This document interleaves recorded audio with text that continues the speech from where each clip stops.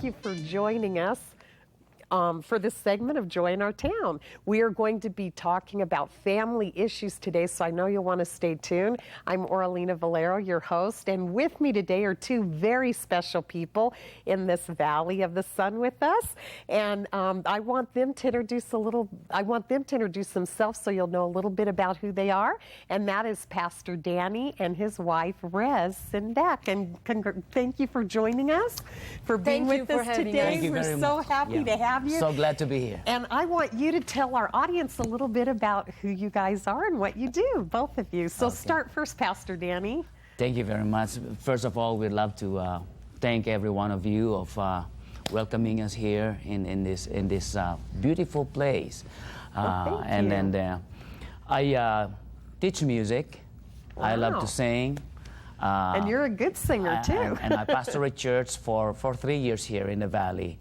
And now we help one of the pastors, our friend, Filipino pastor for the Filipino Family Christian Fellowship, as a music director and also part of the English church down at Valley Cathedral to be as a staff there as an elder. So I'm the prayer coordinator. So those are the things that I'm doing here. Wow, as of that now. is wonderful. Yeah. Well, thank you so much for coming and being with us today. And your precious wife, Rez, tell us a little about what you do. I know you do a lot of things too. Well, aside from being a busy mom, I have 4 children. Wow. I work for Food for the Hungry, which is a Christian relief and development organization based here in Phoenix. And in my role as the lead writer and editor, I travel to developing countries to gather stories and to hear about success stories, people who have been benefited by the programs of Food for the Hungry. Wow, that is so wonderful. And I know you are a very awesome writer. I've read some of your articles. Thank you. And I know you worked for another magazine before you went to, with Food for the Hungry. But Yes. you do very good. And thank you for joining us. I know you both are very busy.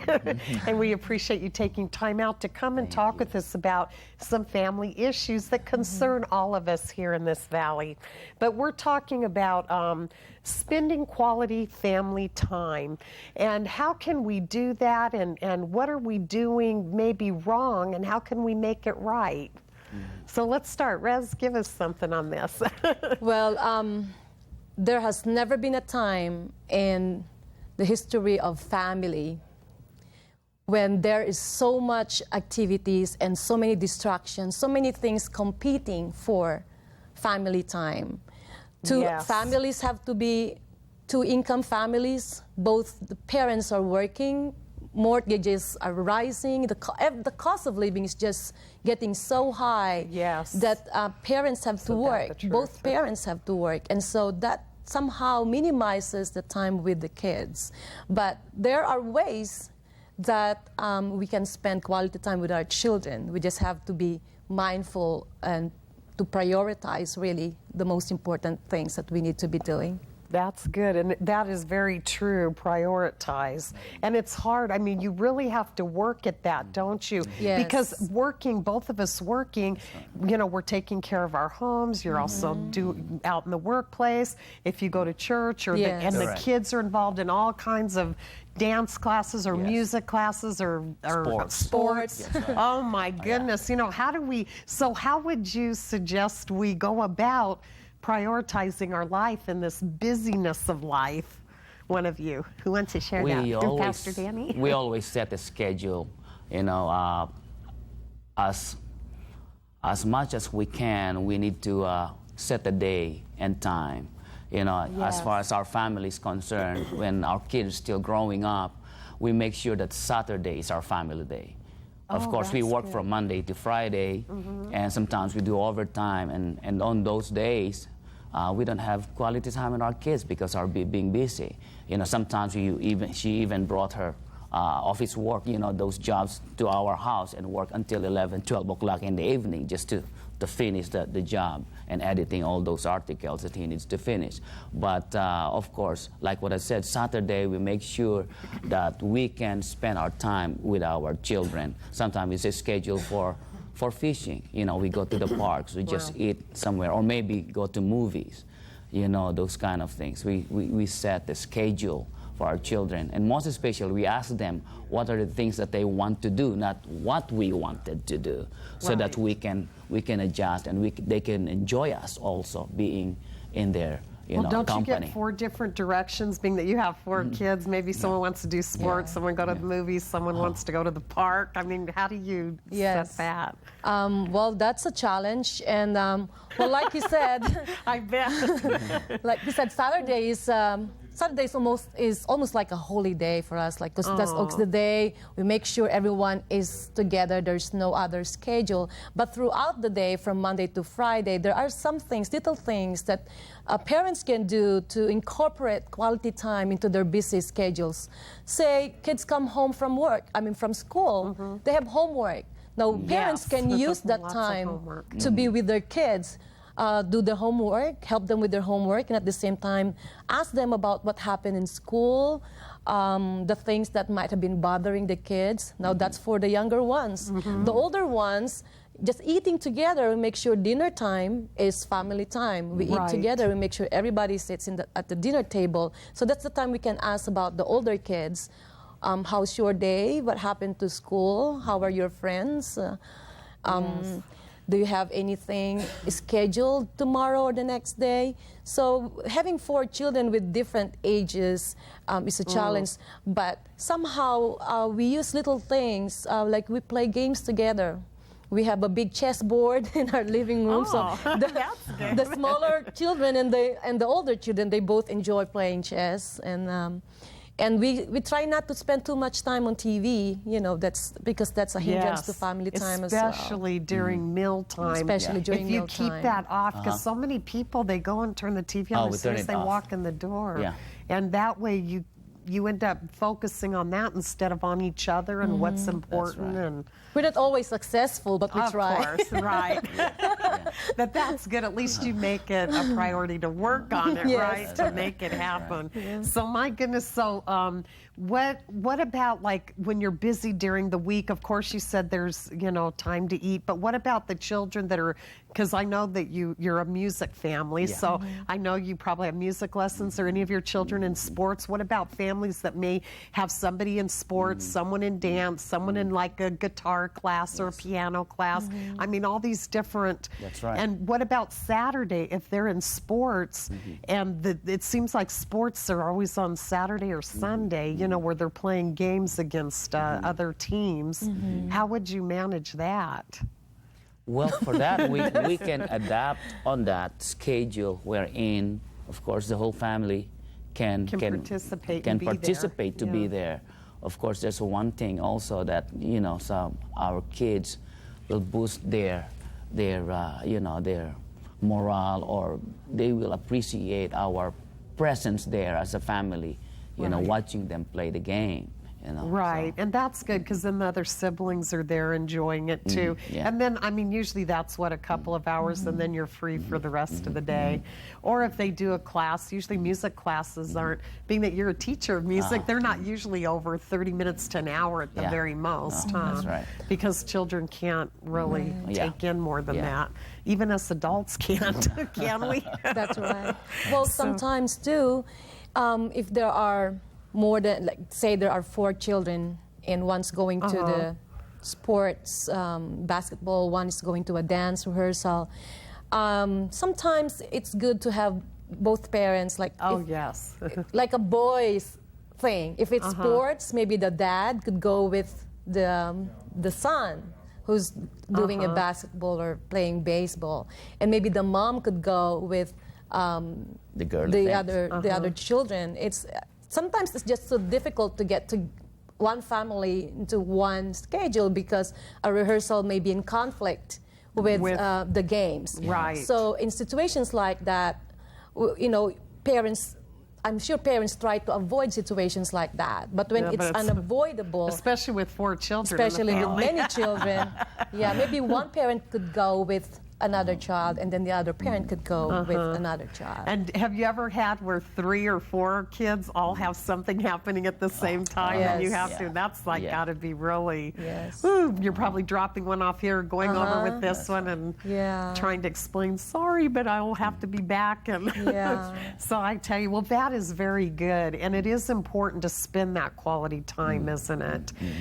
What do you think is happening, because so many families aren't prioritizing their time, and so they aren't spending that quality time. But I believe that, don't you think that if we really work hard and we really focus on that we can pull it together and do that and change things in our families' lives, That's right. Our children's. Do you see a lot of rebellion out there in children, being that you work as a pastor and in music? What do you see out there, Pastor Dani? Oh yes, because our children really need some attention from the parents as the role model. Sometimes because we are so busy on our job working, or sometimes most of the time become an absentee parents because they are so busy traveling and appointments and busy schedules.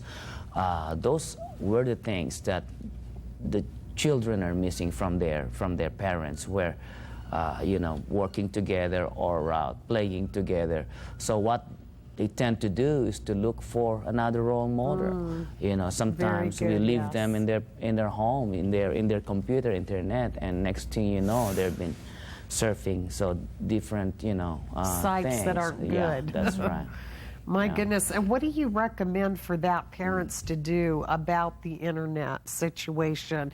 How do you handle that? Because we are an internet generation now, where everybody's on the computer generation, and everybody's on the internet. How would you handle your children, especially your younger ones? And how did you handle your boys growing up with that? Well, again, that's a challenge, because we can't see everything that they do 24 hours a day. But we trust them. Since they're small, we try to teach them values, family values, good values. And there's no silver bullet, what they say. Right. Even the best parents, all our best intentions, sometimes there is no guarantee that our children will always behave well. We hear of parents who are involved in ministry or in church, or really good parents, nice people, but they have children who are in jail or who may be addicted to drugs or all kinds of addictions. But there are ways to minimize, just like you say, when you spend quality time with your kids, that somehow minimizes the situation and the tendencies to rebel or to have low self-esteem for children, or to be involved in, internet. Internet in itself is good, but it's when children go to sites that are harmful, that are violent, that are destructive, that's when things go wrong. In our case, because in most families now, there is at least one computer in every home in America. I think it's better just to have one where everybody has certain times and it's open so you can see what's happening. And you can install some kind of a screening device to make sure that they don't go to harmful sites. And just communicate with kids, with your children. Tell them, the consequences of, say, watching a video or a show on the computer, or going into a site that will bring harm to them. Just telling them the consequences of that, and make sure you are reminding them constantly about that. And now there is ways for us to check things, even though our kids seem to outsmart us a little. Some of that. That's right. It's like they're just, their minds are made for that, huh? So my goodness, this has been so good. So quality time with our families is very, very important. And thank you for sharing those great point of views. And hopefully we've been a help to you out there. But before we go to our second segment, we want to give you the information of how to reach Pastor Dani and Rez Sindek, and there you have a website, www.houseofdani, and that's DANI with an I.org, and their phone is 602 380-1826. So there, if you have a question, please check out. I know that you have a good website with a lot of information on it. And if somebody has a question or want to get in touch with you, they can do that. So now we're going to talk a little bit about a simulation of immigrant families in Phoenix. And we are kind of a melting pot here. We have a lot of different different people, different nationalities coming from everywhere. So what are some of the reasons do you think families come all over the different countries to Phoenix? One of you, do you want to start, Rez? I think one of the most common reasons is jobs. They come to Phoenix. They may coming from different countries. They come to Phoenix. I mean, the weather is hot some months of the year, but the remaining months, we really have good weather. I mean, it's cool. It's beautiful. Beautiful. The mountains. You know, this Phoenix is a beautiful place. Yes, it is. And it's.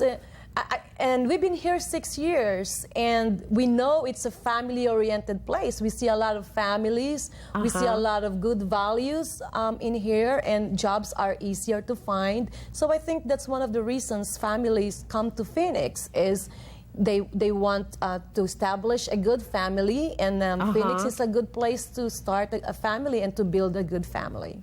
Wow. So how can they begin to assimilate where they're from to, Phoenix, to everything that we do here and live? And do you think that they like it? Are you seeing that?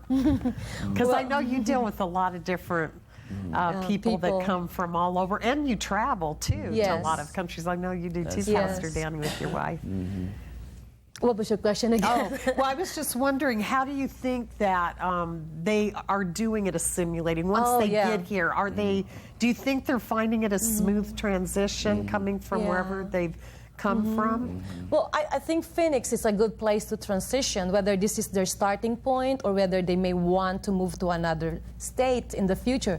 But Phoenix is a good starting point. Like you said, it's a melting pot. And if they're coming from, say, Spanish-speaking countries, they come to Phoenix, and there are a lot of people who can speak Spanish here. Being that we're close to Mexico.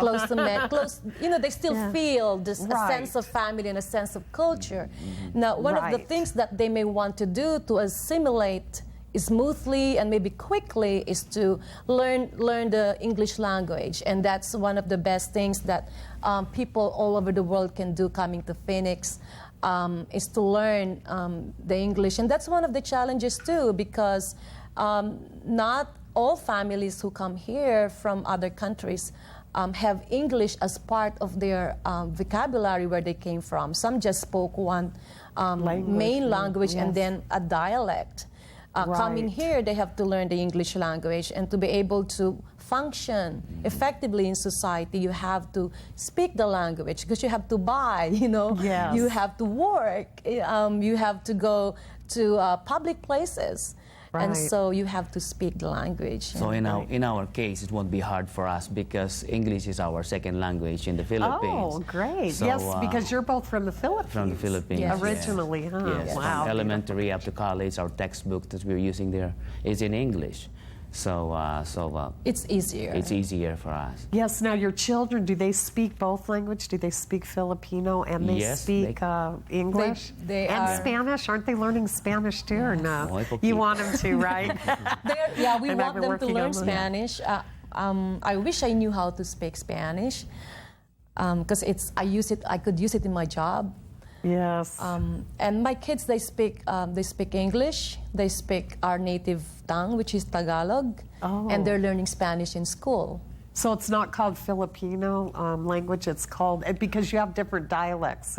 Actually, officially, it's called Filipino. That's our language, and that's also the name of the people living in the Philippines. Is Filipino. Yeah, Filipinos. Yes. Yeah, but it's just Tagalog. We just get used to saying Tagalog. Oh, that's really great. So, do you think that families that come here, do you see a resistance of them being able to assimilate here and to associate with you know, being that it is different than their country? Well, I think there is a tendency to resist, especially during the first few years, because families, for example, one family who came from a different country,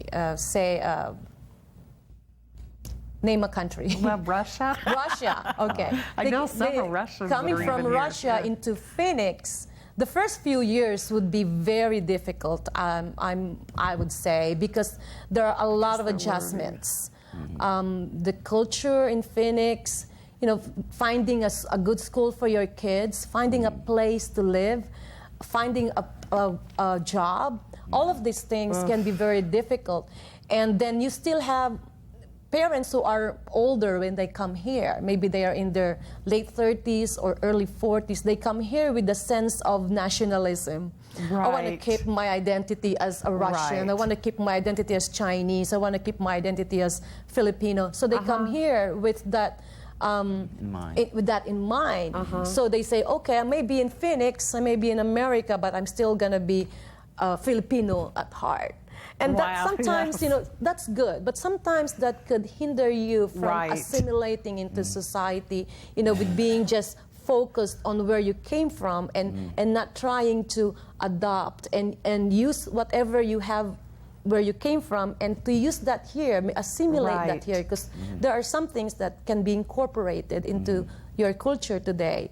And you're not losing your identity, you're expanding your identity, and you're becoming more in tune with the culture that you are now in, without losing any of the good values you have. That's great. I know my husband came from Chile, from South America, and he noticed that a lot of people that were from Chile, because at first it seems like you kind of migrate together with the ones that are like yourself and speak your language.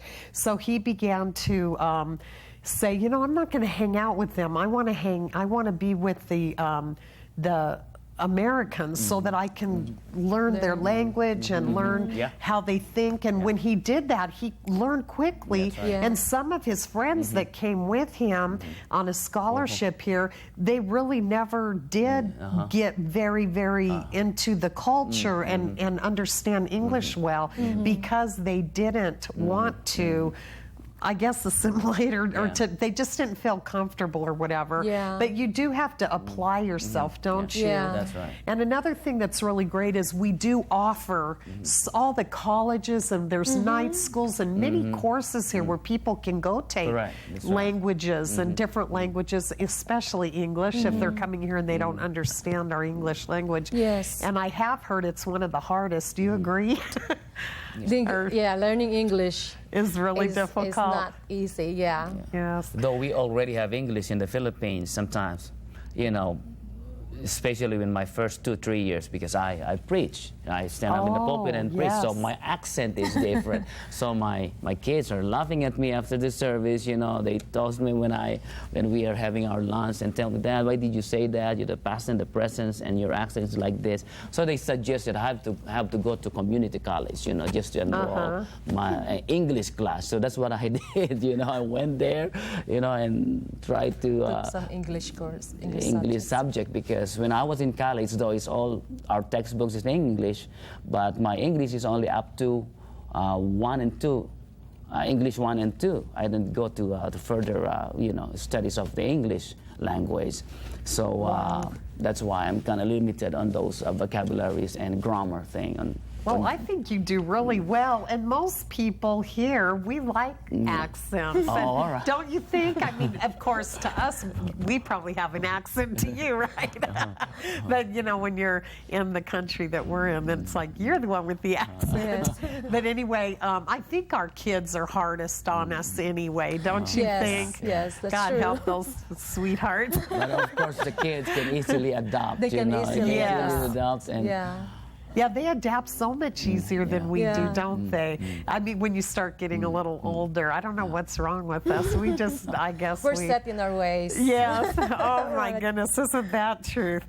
Isn't that very true? But anyway, so are you finding that families, because I know you deal with a lot of, both of you, because of the church you work in and the ministry you work in, and you working with magazines and traveling, and the writing and food for the hungry. I mean, you'd probably deal with a lot of different nationalities and things. Yes. So do you find people are fitting in better? Are they wanting to, and you feel like most of them want to? I think most of them want to. They came here voluntarily. Yes. Nobody forced them to come here. So they came here voluntarily, and so they realized that they have to be successful, because they want to achieve the American dream. They want to have a house of their own. They want to have, their kids. They want to give their kids a good future. So I think they realize that in order to achieve some level of that, they need to assimilate. They need to learn the language. They need to think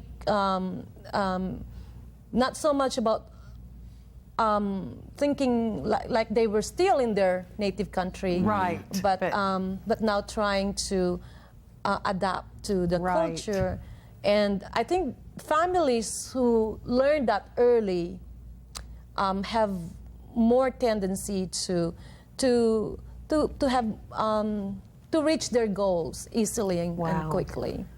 That's awesome. Go ahead, I think the Pastor. word there is you don't have any other choice. You have to adapt. If you want to be productive and to reach that goal, like what she said about reach that American dream, you have to adapt. You have to learn their culture, their language. I don't know. They say that there's many Filipinos can easily adapt. When you go to Japan, just 6 months we can learn their language and adapt their culture.